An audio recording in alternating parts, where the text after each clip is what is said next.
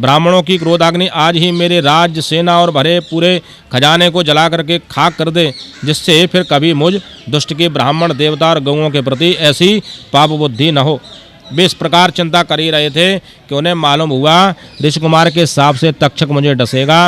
उन्हें वह धधकती हुई आग के समान तक्षक का डसना बहुत भला मालूम हुआ। उन्होंने सोचा कि बहुत दिनों से मैं संसार में आसक्त हो रहा था, अब मुझे शीघ्र वैराग्य होने का कारण प्राप्त हो गया है।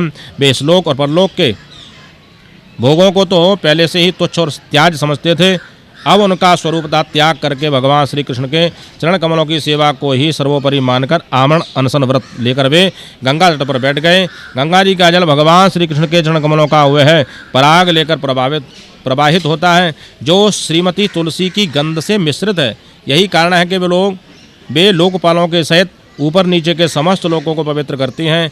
कौन ऐसा मरणासन्न पुरुष होगा जो उसका सेवन नहीं करेगा। इस प्रकार गंगा जी के तट पर आमरण अनशन का निश्चय करके उन्होंने समस्त आसक्तियों का परित्याग कर दिया और वे मुनियों का व्रत स्वीकार करके अनन्य भाव से श्री कृष्ण के चरण कमलों का ध्यान करने लगे।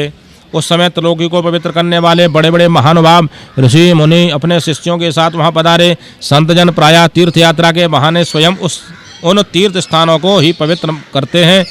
उस समय वहाँ पर अत्रि, वशिष्ठ, च्यवन, शरदवान, अरिष्टनेमि, भृगु, अंगिरा, पराशर, विश्वामित्र, परशुराम, उदत्त, इंद्र, प्रमद, एदमबाहु, मेधातिथि, देवल, आर्षसेन, भारद्वाज, गौतम, पिप्पलाद, मैत्रेय, और्व, कवस, अगस्त्य, भगवान व्यास, नारद तथा इनके अतिरिक्त और भी कई श्रेष्ठ देवर्षि, ब्रह्मर्षि तथा अरुणादि राजर्षि वर्यों का स्वागमन हुआ। इस प्रकार विभिन्न गोत्रों के मुख्य मुख्य ऋषियों को एकत्र देखकर राजा ने सबका यथायोग्य सत्कार किया और उनके चरणों पर सिर रखकर वंदना की। जब सब लोग आराम से अपने अपने आसनों पर बैठ गए, तब महाराज परीक्षित ने उन्हें फिर से प्रणाम किया और उनके सामने खड़े होकर शुद्ध हृदय से अंजलि बांधकर वे जो कुछ करना चाहते थे उसे सुनाने लगे। राजा परीक्षित ने कहा, अहो समस्त राजाओं में हम धन्य हैं, आज धन्यतम हैं, क्योंकि अपने शील स्वभाव के कारण हम आप महापुरुषों के कृपा पात्र बन गए हैं। राजवंश के लोग प्रायः निंदित कर्म करने के कारण ब्राह्मणों के चरण धोवन से दूर पड़ जाते हैं। यह कितने खेद की बात है।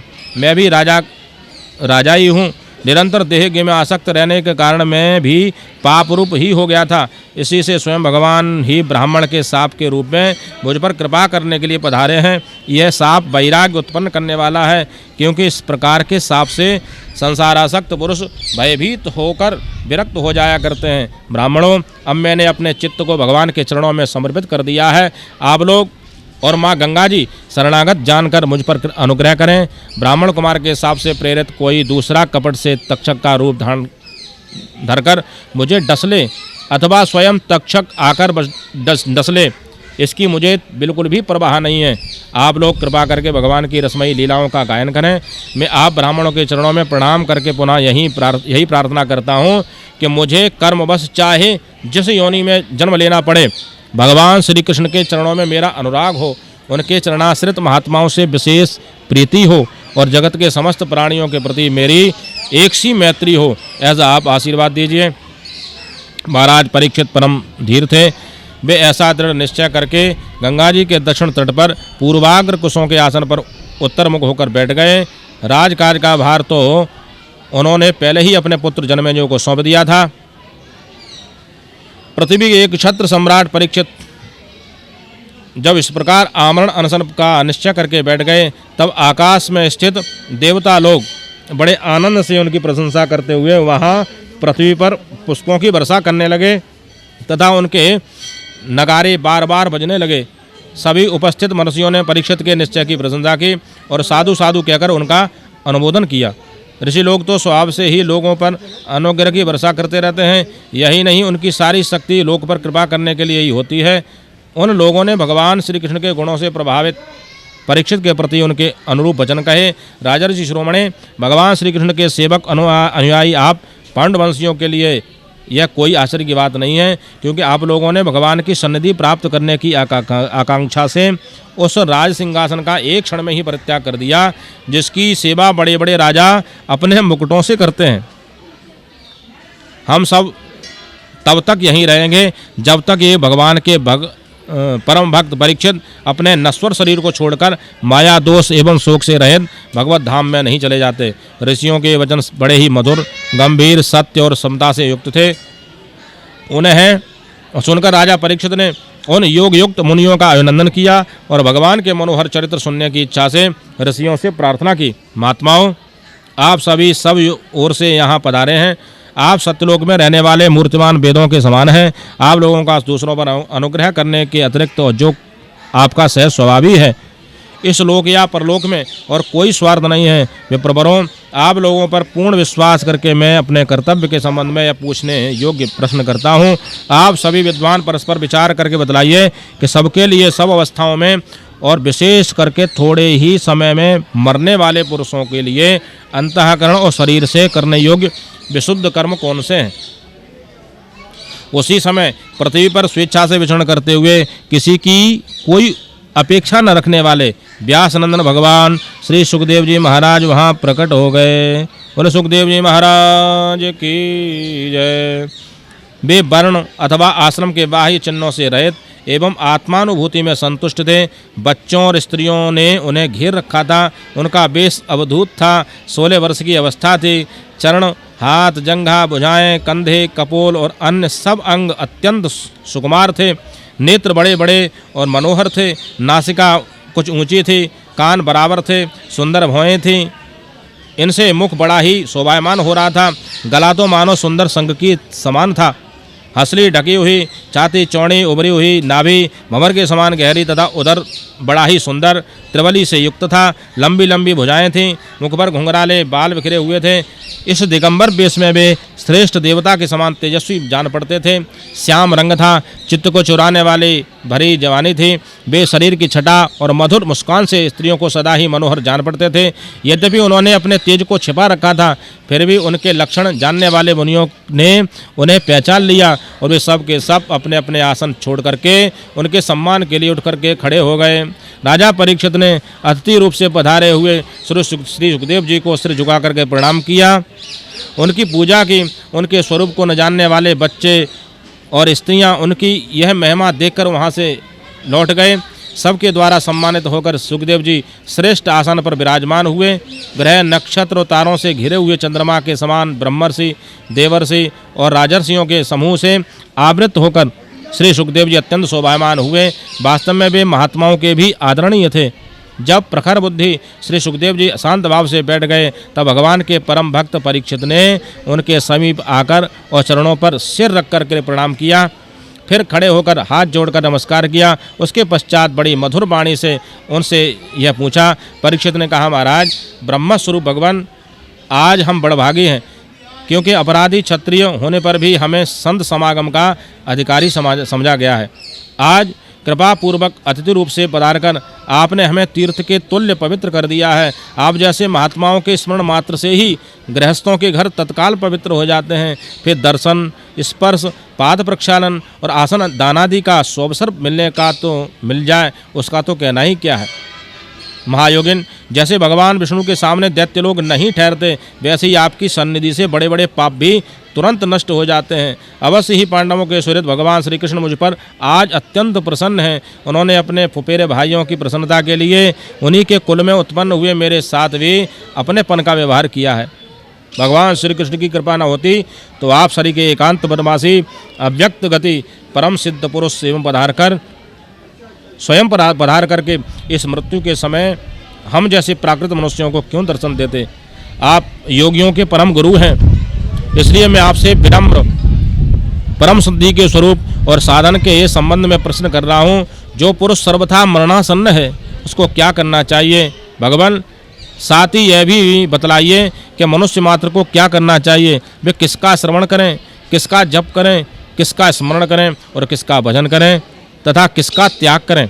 भगवत स्वरूप मुनिवर, आपका दर्शन अत्यंत दुर्लभ है, क्योंकि जितनी देर एक गाय दुही जाती है गृहस्थों के घर पर, उतनी देर भी तो आप नहीं ठहरते।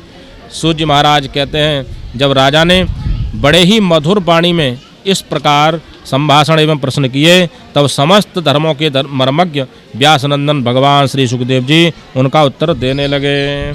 बोलो शुद्धदेव भगवान की जय। श्री भागवत भगवान की जय। श्री कृष्ण गोविंद हरे मुरारे, हे नाथ नारायण वासुदेव। श्री कृष्ण गोविंद हे नाथ नारायण वासुदेव है। राजर्षि खट्वांग अपने आयु की समाप्ति का समय जानकर 2 घड़ी में ही सब कुछ त्याग कर भगवान के अभय पद को प्राप्त हो गए। परीक्षित, अभी तो तुम्हारे जीवन की अवधि 7 दिन की है। इस बीच में ही तुम अपने परम कल्याण के लिए जो कुछ करना चाहते हो सब कर लो। मृत्यु का समय आने पर मनुष्य घबराए नहीं। उसे चाहिए कि वह वैराग्य के शस्त्र से शरीर और उससे संबंध रखने वालों के प्रति ममता को काट डालें। धैर्य के साथ घर से निकलकर पवित्र तीर्थ के जल में स्नान करें और पवित्र तथा एकांत स्थान में विधिपूर्वक आसन लगाकर बैठ जाए। तत्पश्चात परम पवित्र अ उ म इन 3 मात्राओं से युक्त प्रणव का मन ही मन जप करें। प्राणवायु को बस में करके मन का दमन करें और एक क्षण के लिए भी प्रणव को न भूलें। बुद्धि की सहायता से मन के द्वारा इंद्रियों को अपने विषयों से हटा लें और कर्म की वासनाओं से चंचल हुए मन को विचार के साथ द्वारा रोक करके भगवान के मंगलमय रूप में लगाए। स्थिर चित्त से भगवान के श्री विग्रह में से किसी एक अंग का ध्यान करें। इस प्रकार एक एक अंग का ध्यान करते करते विषय वासना से रहित मन को पूर्ण रूप से भगवान में ऐसा तल्लीन कर दे कि फिर और किसी विषय का चिंतन ही न हो। वही भगवान विष्णु का परम पद है, जिसे प्राप्त करके मन भगवत प्रेम आनंद में भर जाता है। यदि भगवान का ध्यान करते समय मन रजोगुण से विक्षिप्त या तमोगुण से मूढ़ हो जाए तो घबराए नहीं। धैर्य के साथ योग धारणा के द्वारा उसे बस में करना चाहिए, क्योंकि धारणा उक्त दोनों गुणों के दोषों को मिटा देती है। धारणा स्थिर हो जाने पर ध्यान में जब वो योगी अपने परम मंगलमय आश्रय को देखता है तब उसे तुरंत ही भक्ति योग की प्राप्ति हो जाती है।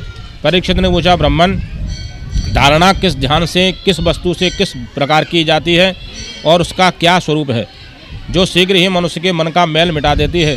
सुखदेव जी महाराज कहते, परीक्षित, आसन, श्वास, आसक्ति और इंद्रियों का विजय प्राप्त करके फिर बुद्धि के द्वारा मन को भगवान के स्थूल रूप में लगाना चाहिए। यह कार्य रूप संपूर्ण विश्व जो कुछ भी दिख रहा है या होगा, सब का सब जिसमें दिख पड़ता है वही भगवान का स्थूल से स्थूल और विराट शरीर है। जल, अग्नि, वायु, आकाश, अहंकार, महत्त्व और प्रकृति, इन 7 आवरणों से घिरे हुए इस ब्रह्मांड शरीर में जो विराट पुरुष भगवान हैं वे ही धारणा के आश्रय हैं। उन्हीं की धारणा की जाती है। तत्वज्ञ पुरुष उसका इस प्रकार वर्णन करते हैं। पाताल विराट पुरुष के तलबे हैं, उनकी एड़ियाँ और पंजे रसातल हैं। दोनों गुल्फ एड़ी के ऊपर की गांठें महातल हैं, उनके पैर के पिंडे तलातल हैं। विश्व मूर्ति भगवान के दोनों घुटने सुतल हैं, जांघें बितल और अतल हैं, पेणु भूतल है। और परीक्षित, उनके नाभि रूप सरोवर को ही आकाश कहते हैं। आदि पुरुष परमात्मा की छाती को स्वर्गलोक, गले को महरलोक, मुख को जनलोक और ललाट को तपोलोक कहते हैं। उन सहस्र सिर वाले भगवान का मस्तक सोमु ही सत्यलोक है। इंद्रादि देवता उनकी भुजाएं हैं। दिशाएं कान और शब्द श्रवणेन्द्रिय हैं। दोनों अश्विनी कुमार उनकी नासिका के छिद्र हैं। गंध घ्राणेन्द्रिय है और धधकती हुई आग उनका मुख है। भगवान विष्णु के नेत्र अंतरिक्ष हैं, उनमें देखने की शक्ति सूर्य है। दोनों पलकें रात और दिन हैं। उनका भ्रूविलास ब्रह्मलोक है। तालु जल है और जिह्वा रस है। वेदों को भगवान का ब्रह्मरंध्र कहते हैं और यम को दाढ़ें। सब प्रकार के स्नेह दांत हैं और उनकी जगन मोहिनी माया को ही उनकी मुस्कान कहते हैं। यह अत्यंत सृष्टि उसी माया का कटाक्ष विक्षेप है। लज्जा ऊपर का ओठ है, लोभ नीचे का ओठ है, धर्म स्तन और अधर्म पीठ है। प्रजापति उनके मूत्रेंद्रिय हैं। मित्रावरुण अंडकोश हैं। समुद्र कोक है। बड़े बड़े पर्वत उनकी हड्डियां हैं। राजन, विश्वमूर्ति विराट पुरुष की नाड़ियां नदियां हैं। वृक्ष रोम हैं। परम प्रबल वायु श्वास है।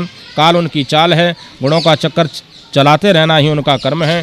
परीक्षित, बादलों को उनके केस मानते हैं। संध्या उन अनंत का वस्त्र है। महात्माओं ने अव्यक्त को ही उनका हृदय बतलाया है।